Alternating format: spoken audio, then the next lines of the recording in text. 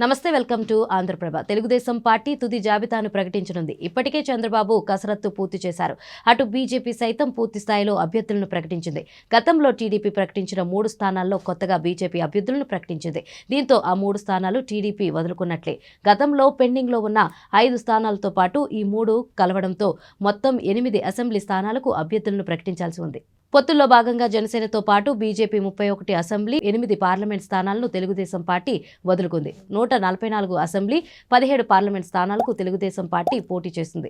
ఇప్పటికే 3 జాబితాలను ప్రకటించింది. ఇంకా 4 లోక్సభ స్థానాలు, 8 అసెంబ్లీ సీట్లు మాత్రమే మిగిలి ఉన్నాయి. గతంలో టీడీపీ ప్రకటించిన సీట్లలో ఇప్పుడు బీజేపీ అభ్యర్థులను ప్రకటించింది.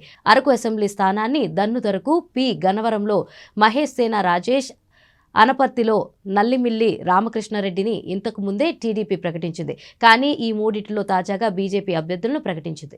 టీడీపీ కీలక స్థానాలకు అభ్యర్థులను ప్రకటించాల్సి ఉంది. ముఖ్యంగా విశాఖ జిల్లా భీమిలి, విజయనగరం జిల్లా చీపురుపల్లి, ప్రకాశం జిల్లా దర్శి ఉన్నాయి. చీపురుపల్లి నుంచి పోటీ చేయాలని గంటా శ్రీనివాసరావుకు చంద్రబాబు సూచించారు. కానీ ఆయన అందుకు అంగీకరించలేదు.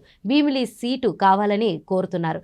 దీంతో కళా వెంకట్రావు కానీ కీమిడి నాగార్జున కానీ అక్కడ బరిలోకి దిగే ఛాన్స్ కనిపిస్తుంది. విజయనగరం ఎంపీ సీటు తూర్పు కాపు సామాజిక వర్గానికి ఇచ్చే అవకాశం ఉంది. కళా వెంకట్రావు, మీసాల గీత, కీమిడి నాగార్జునలో ఒకరికి ఛాన్స్ దక్కే అవకాశం ఉన్నట్లు తెలుస్తుంది.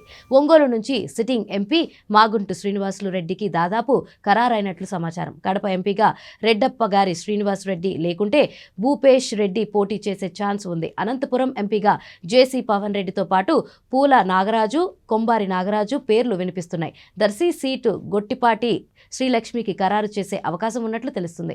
మొత్తానికైతే ఫైనల్ జాబితా కోసం టీడీపీ సేవాహులు ఆశగా ఎదురుచూస్తున్నారు.